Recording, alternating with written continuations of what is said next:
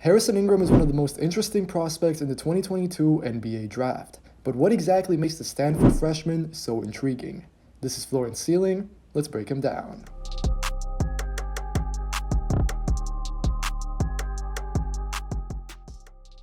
Coming out of Stanford, Harrison Ingram is one of the most interesting prospects in the 2022 NBA draft. The five-star recruit chose the Cardinal over schools like Michigan or UNC, and while Ingram has had a bit of an up-and-down season, I don't think he has disappointed at Stanford. Measuring in at 6'7" with a 7-foot wingspan and a strong 230 pounds, Ingram has the size of a forward but bits and pieces of every position's skill set. I want to start by highlighting Harrison Ingram's passing. Now, this may not pop off the stat sheet with just about 3 assists per game, but I think this skill is a big part of what separates Ingram from the pack. In particular, I really like how consistent Ingram is at generating good looks from 3. As you will see throughout this video, Ingram is a really patient player. He is not a traditional guard or forward in most senses, but he times things very well.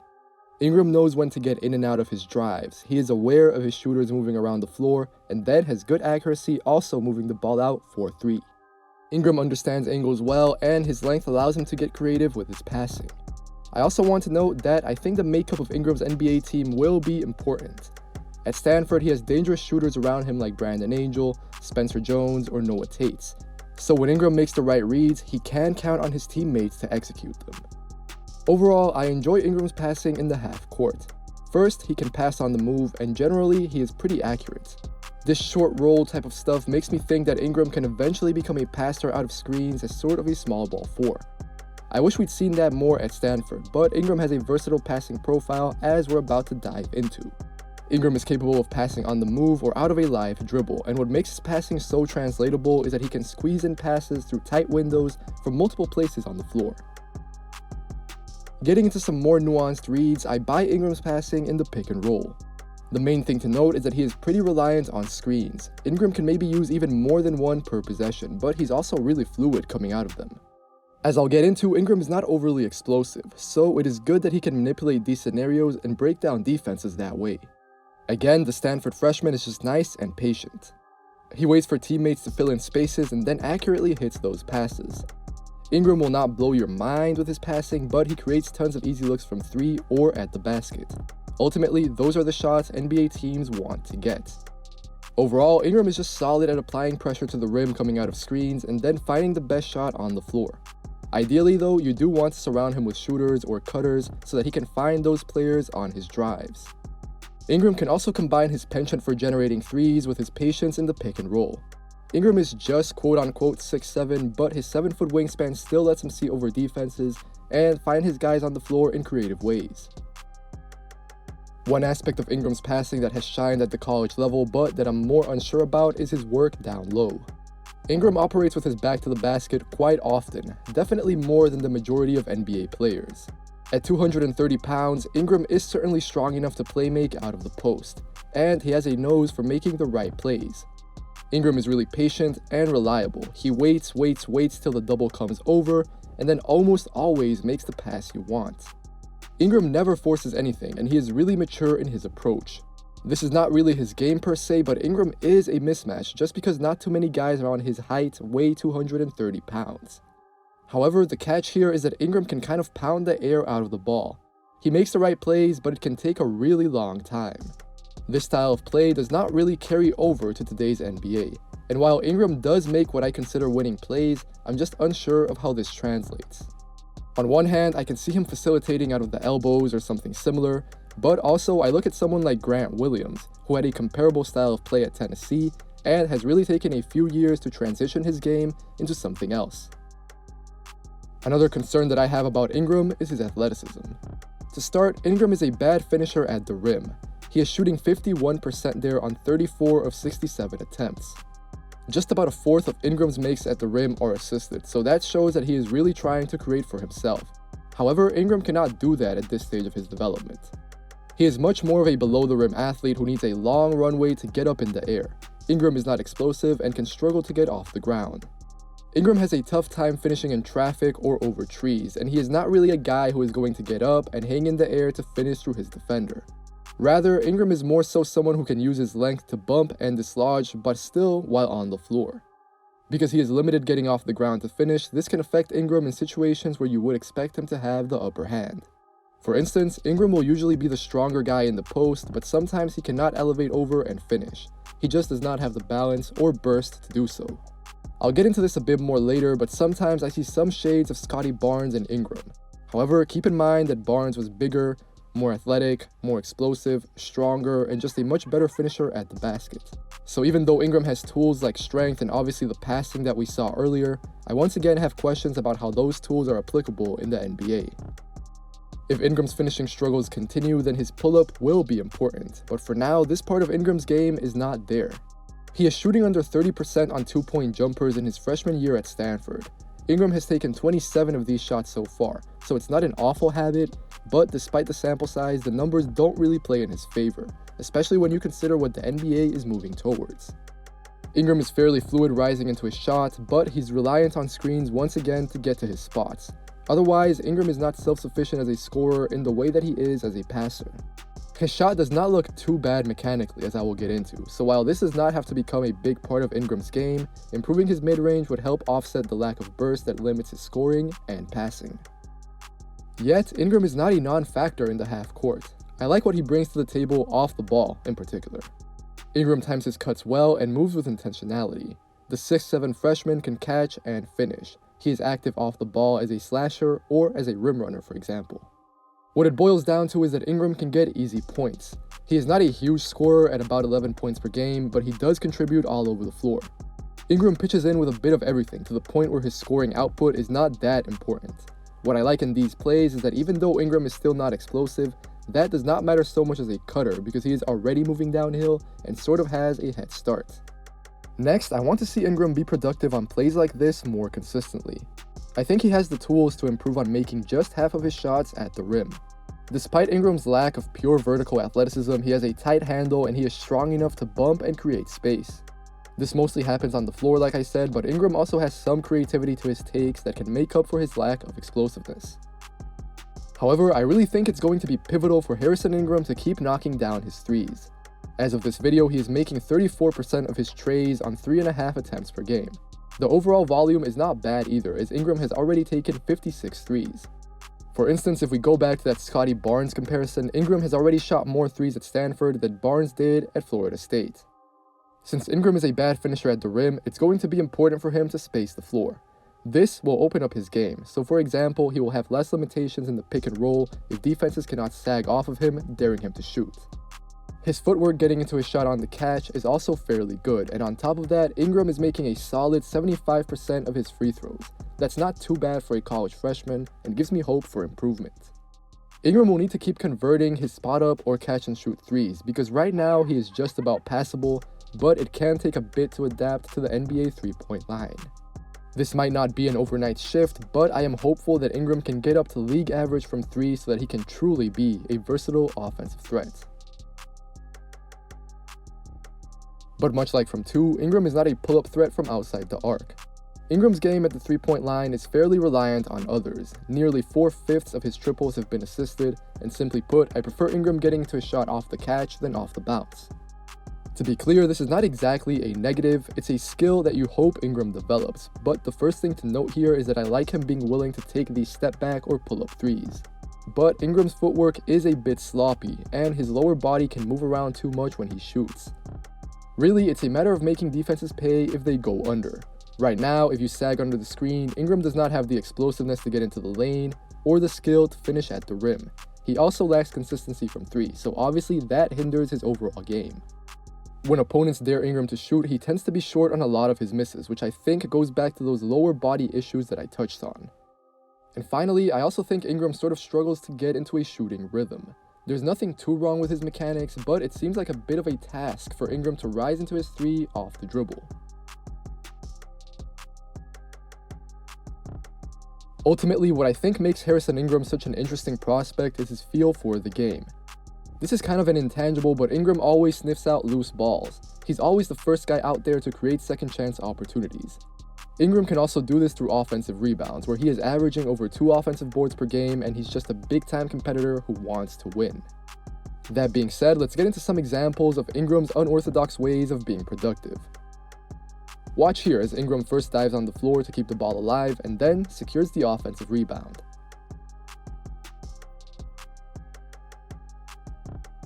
Against USC again, Ingram snatches 2 offensive boards in traffic and eventually forces his way to the free throw line.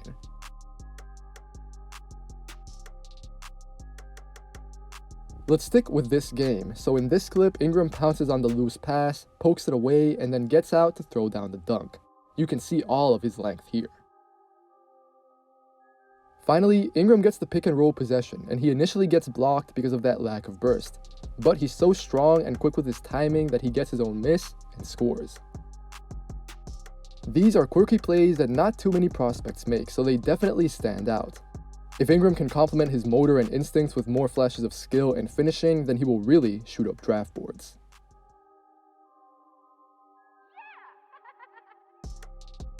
The word to describe Harrison Ingram on defense is solid.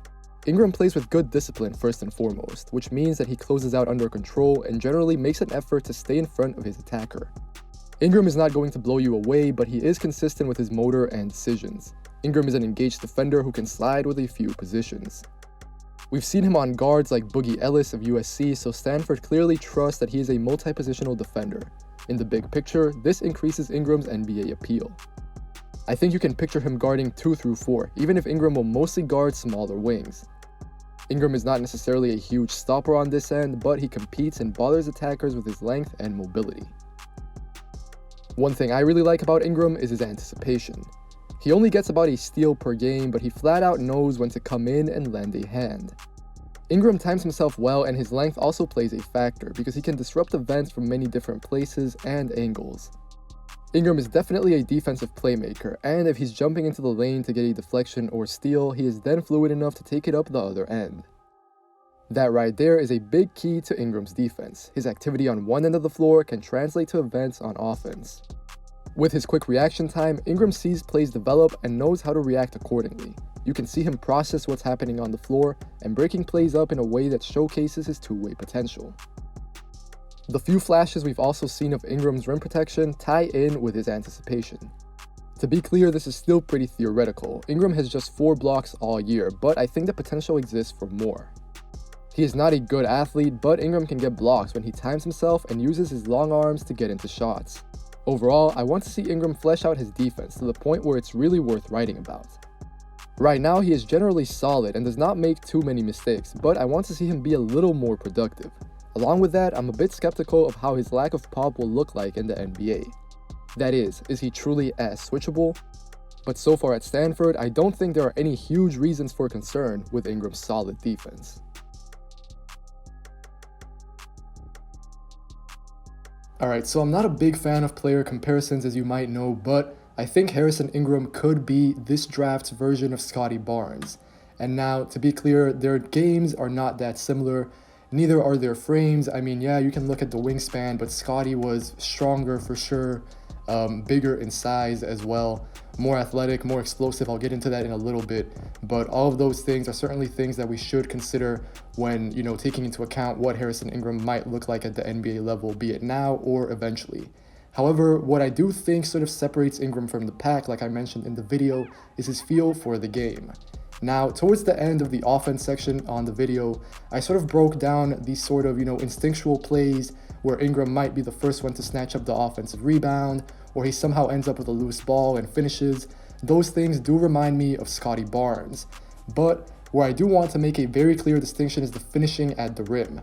Ingram has really struggled so far there this season, and a lot of it is because he is very much a below-the-rim athlete.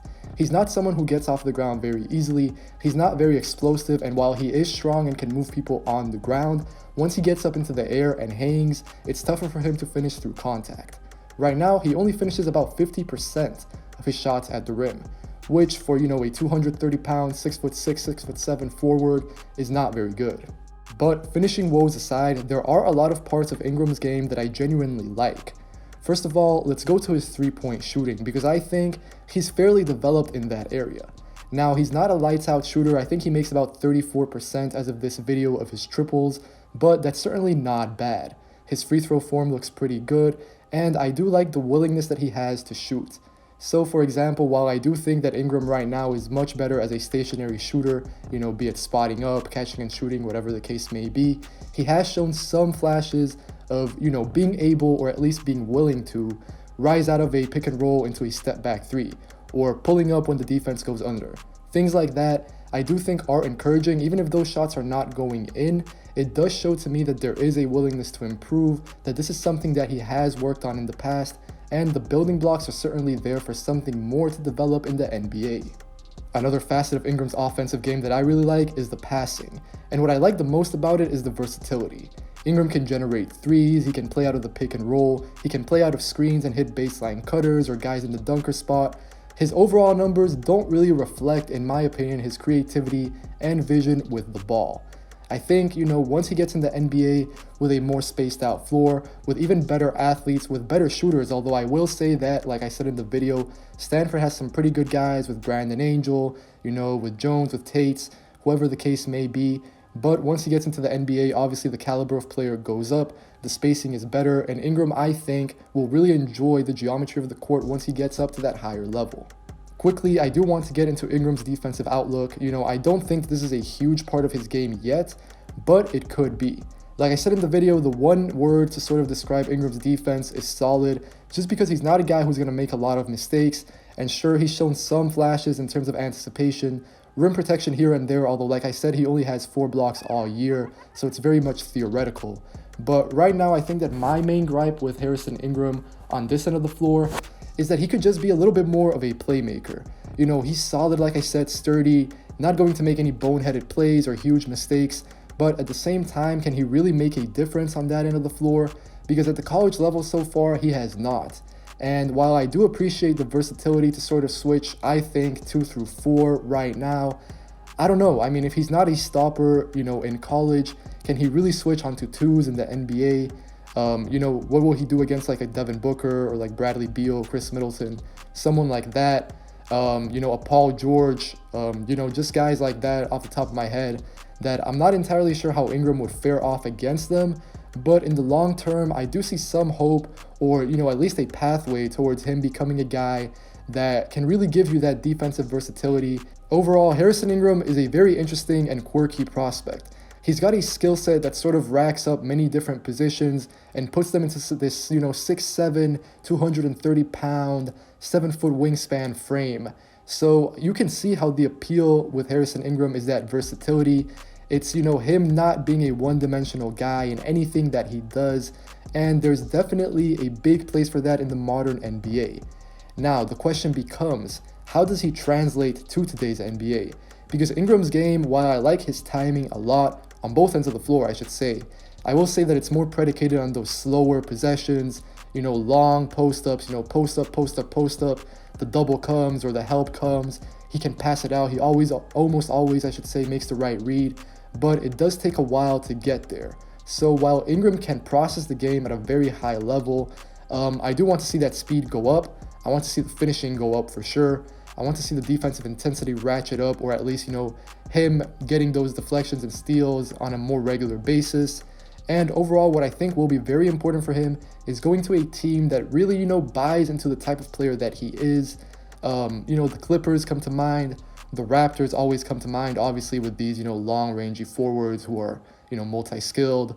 The Miami Heat would not be bad. Someone like that, who has experience developing these guys who are 6'7", have the skill set of a guard, kind of, but not exactly, but they can definitely pass, they see things all over the floor, good feel. So overall, I think that Harrison Ingram, if I had to give a prediction, I think he'll go in that second half of the first round range, 15 to 30, around there. I would not let him drop further than that for sure, but I think that there is a very real chance that once he gets into workouts, once the season develops, once decision makers really see him in person, I think there's a solid chance that he could end up even being a lottery pick. As always, if you enjoyed the video, make sure to leave a like, make sure to leave a comment, tell me what you think of Harrison Ingram, and as always, if you enjoy the channel, if you want to see more videos like this, make sure to subscribe. Take care, and I'll see you guys next time.